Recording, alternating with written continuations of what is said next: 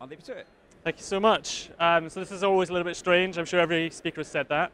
I can hear all that, but I don't know what you can hear, so hopefully you got me. So my name is Doug Conley. I'm the Vice President of Product Strategy and Operations at Exponential. And as I said, I'm actually going to try and take you through some real examples from big data. One of the things we find, of course, is that everyone talks about big data, but no one shows you what they find with big data. So I'd also apologize for some mis-selling. I think if the advertising standards board was here, I can't promise you a romp, but I can promise that the subtitle is more accurate. This is how we can use data to inform strategy planning and buying. So just before I do that, all speakers are allowed to tell you who they are and where they come from. So Exponential, if you hadn't heard of us, is a media technology business. It's the parent company for a slightly more famous brand today, which is Tribal Fusion, our display business. And Tribal Fusion has been around since '98, and Exponential as a parent brand since 2006. But we also own Firefly Video, which is an engagement video business. That was 2009. AutoTube, Pre-Roll, and InStream that we bought in 2010, and then AppSnack, which is a mobile business we set up last year. And all that sits, very importantly, on one technology platform, and we call that the EX Advertising Intelligence Platform. And that has three main components. The first component is the media that we bring in, so it's how we aggregate and manage media. There are about 2,000 publishers at any one time actively using that platform, some of them for ad serving, but also just some of them for monetization. Then there's the data component.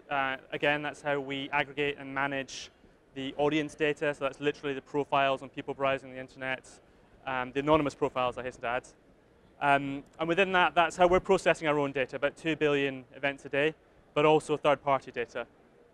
And then, obviously, most importantly for a tech company or an ad tech company is the actual technology components. And so there's the usual things, ad serving, that's our own work, optimization, something called Deep Dive, which is just audience discovery tool, and the output of which I'm going to share with you shortly. Something called PageGuard, which is how we provide a safe environment for brands. And something called contextualization, which is a process I'll describe again in a moment.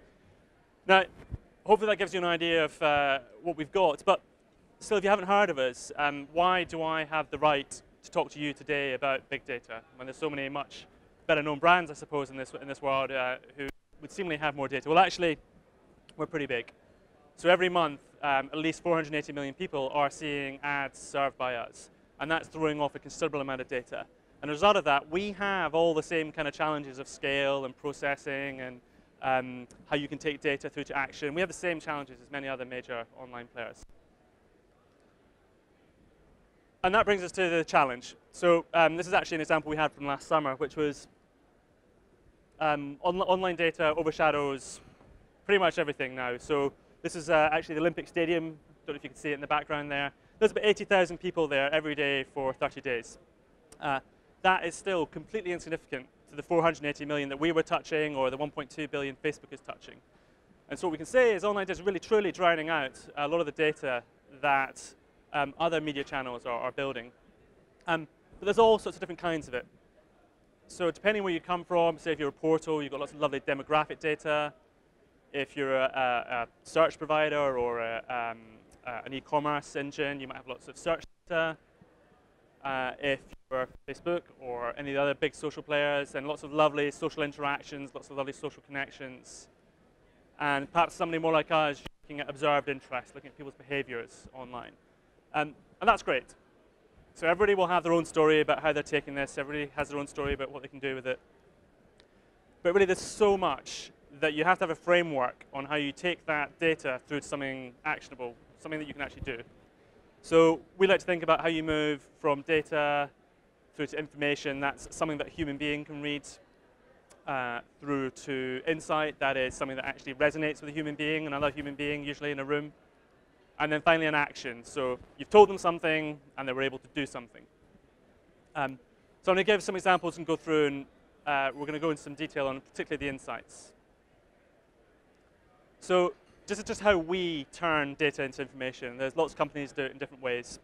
So what we're doing is going out and through our own network and relationships, aggregating these 2 billion events. Now, that's raw data. I can tell you what it looks like. It's 2 billion rows of data in a great big table stored in a bunch of servers. There's lots of columns like timestamps and user IDs and incoming referral URIDs. Lots of horrible stuff. That's no use to anyone. So what you have to do is process it and turn it into information. And we're doing that by looking at each page and asking the question, what is this page about? So we gave a page one of 50,000 topics. And the example I always use is you have a page of content. It seems to be about Beyonce, but she's using her laptop, or it's talking about her laptop.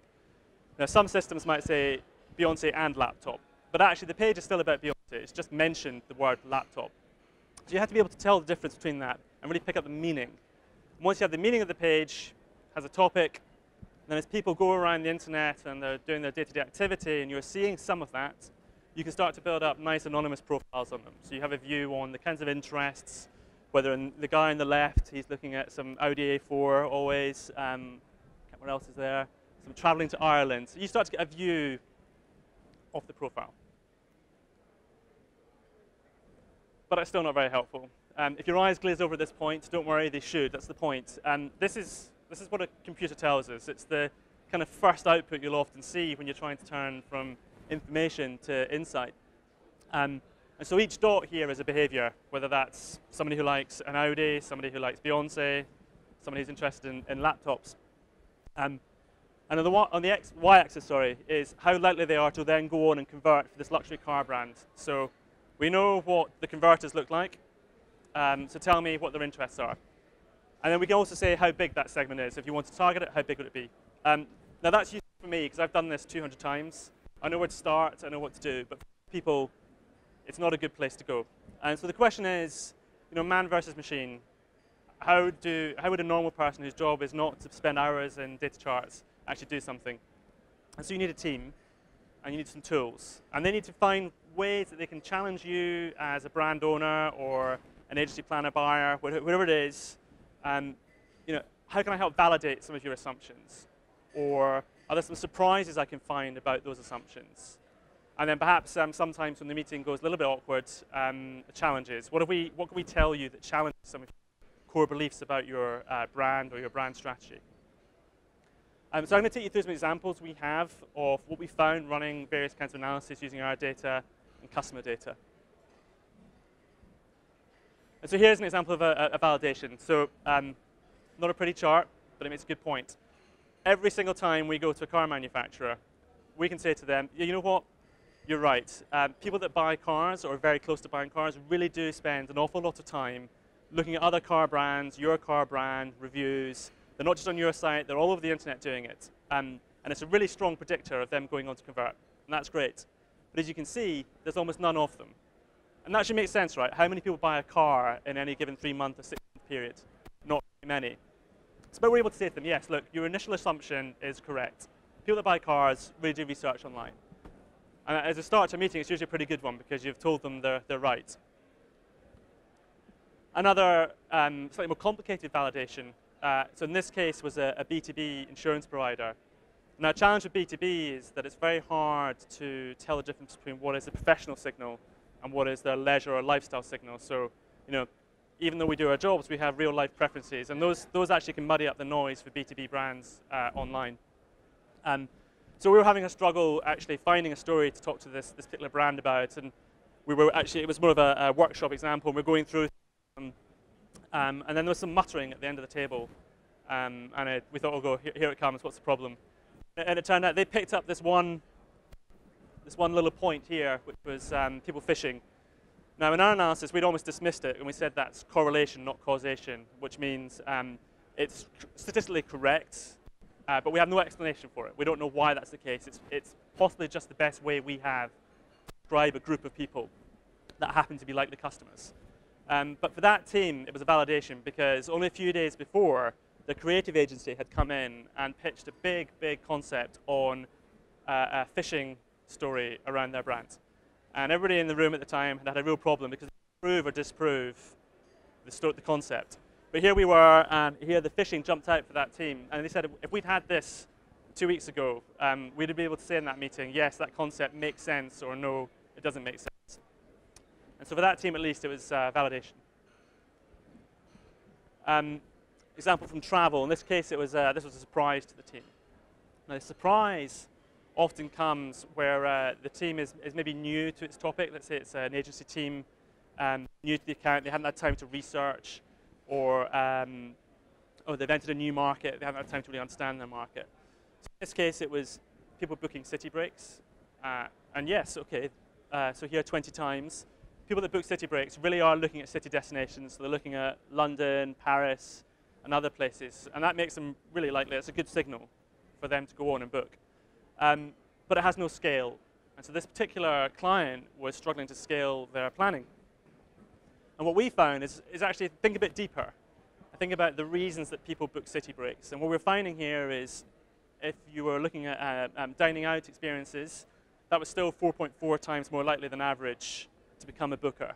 If you were looking at nightlife, so the champagne glasses, that's night clubbing and nightlife, still 4.4 times as likely. People interested in shopping, so not specific items, but shopping experiences, 4 times as likely. And then that's greeting cards and occasions, so anniversaries, weddings, birthdays. So people are going to this particular site and they're booking, not just because they're researching it, but booking because there are life events occurring or their life interests that are driving them to want to be somewhere and do something. And for that team, that expanded their planning and buying opportunities. This was not something that they had been exposed to before. Another chart, this is another travel example. So this is actually one from a couple of weeks ago. And I think exotic is a bit generous, maybe just luxury holiday. And again, they had the same problem. We know who our customer is, the people interested in booking luxury holidays. Okay, makes sense, but we can't scale it. So you can see, well, analysis, yes, okay, so they're looking at luxury hotels, that's what you expected. And yes, they're looking at things that you do on luxury holidays, so they looked at scuba diving, they're looking at an alternative luxury location like Hawaii, they're looking at the beach, so that makes sense. But what we found that was really useful to them, and a really surprise for them, is that these people were doing other things. So when they were researching their luxury break, they were also actually looking at alternatives, and they were looking at skiing, or they were looking at more adventurous options like mountaineering and trekking. And what they were hitting is the people booking for this particular holiday had options. They had options around other luxury kinds of holidays or other adventurous travel. And so this had an implication for them on creative strategy. So if I want to now reach out to the mountaineering or trekking, my creative has to speak to them and suggest why you should go on a luxury holiday, a more relaxing beach holiday, than perhaps your other preferences of trekking or skiing. So for this team, it was a surprise and it was a useful next. Sometimes it doesn't go quite so easily, and the team feels really confronted by the insight that you brought them. And it's a real challenge, usually because some other research they've done or some deeply held assumptions they've had are being challenged, and that's never fun sometimes. This is an example actually from the US where we looked at a specific chocolate brand. And what we did was go to their website, which was very much their brand center. It's where they were driving all their social media. It's where they were driving a lot of their web traffic, their video traffic. And when we interrogated that audience, it was lots of what I could only describe as fun behaviors. There was concerts, there were gigs, there was younger, I would say, the kind of musicians that younger audiences tend to prefer. There was lots of gadget kind of behaviors. There was sort of a young, fun audience. When we looked at the people actually buying these products, we found something quite different. So we had a partnership with a data provider in the US that could give us some actual offline shopping purchase behavior data. So who was really doing the buying, and then we could look at our own data and say, okay, this is the person that's really buying offline. What do they look like online? And we didn't find young, fun, hip people. I'm afraid we found older women. There was two categories. There was sort of an older, professional, busy, very internet experienced, actually looking for diet alternatives. And then we found, the sort of ubiquitous, more sort of mother-type figure. And these two things are completely different. So the question to the brand is this deliberate? Are you creating an online brand persona that you wish your real buyers to aspire to? or is it a complete mismatch between who actually buys your product and who you think buys your product? So I mean, that meeting, I think, didn't go too well because it was a big challenge, but the follow-up meetings went well when they'd had time to think. And it's actually led to them now trying to decide about whether they meant to do this or not. Did they mean to split their online brand versus their actual offline true buyer? And one thing I should add about something like chocolate is that there's no in-market signal. So it's not like a car where you get lots of lovely car behaviors or lots of travel behaviors. You have to look at the lifestyle to try and find out what's happening. And then the last example was another challenge, this time with a pizza company. I think this might have been Australia. And this particular company came to us, and really for them it was just all about, my customer is young, hip, internet savvy, I've got my creative messaging all packaged up, just drive traffic, just bring me people that look like this, I just want these young, hip people. We had a look at it, and we came back to them and said, actually, we're not so sure. We're not so sure it's one group of people. We think it's four. We think it's actually people who, were refueling after a hard day. So we saw DIY, we saw moving, so people be moving house. We saw sort of, heavy sports types activities. There's people coming home, having had a tough day, and trying to refuel as easily as possible. Then we saw treat for a family. So lots of family-rich behaviors, alongside there was things like birthdays and occasions. So like, how do we have a treat for the family as conveniently as possible? Another completely distinct profile was people that were obviously very busy, obviously online an awful lot, doing a lot of things, but never in the kitchen. So there was no food preferences, there were no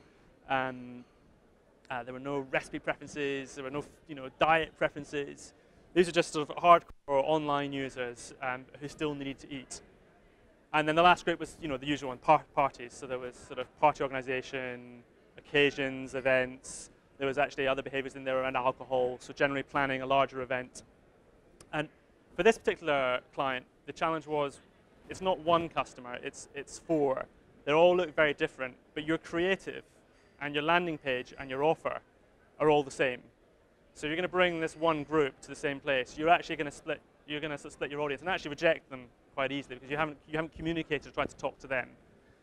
And so we tried to push this one. This is a challenge because this is not what they've been told to do. It wasn't how it'd been pushed down the business. Now, yet to be seen if we could help them change how they're thinking about their online strategy.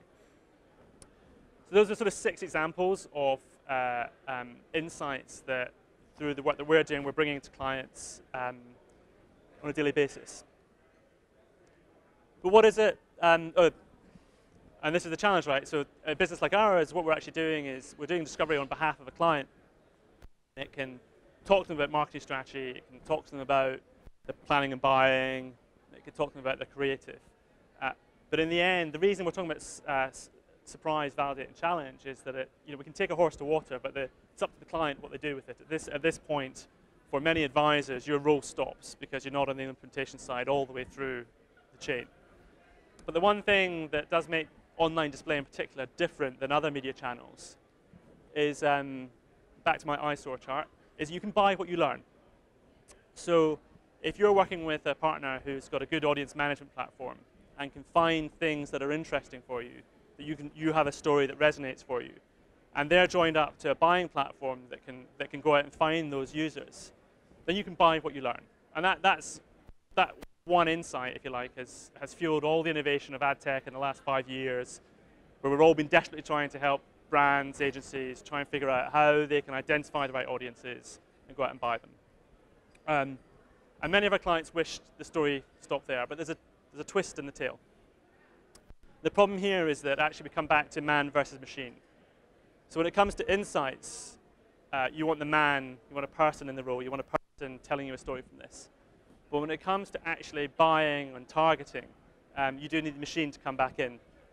Because a human being is going to find some stories in here, they're going to pick up some data points that resonate for them.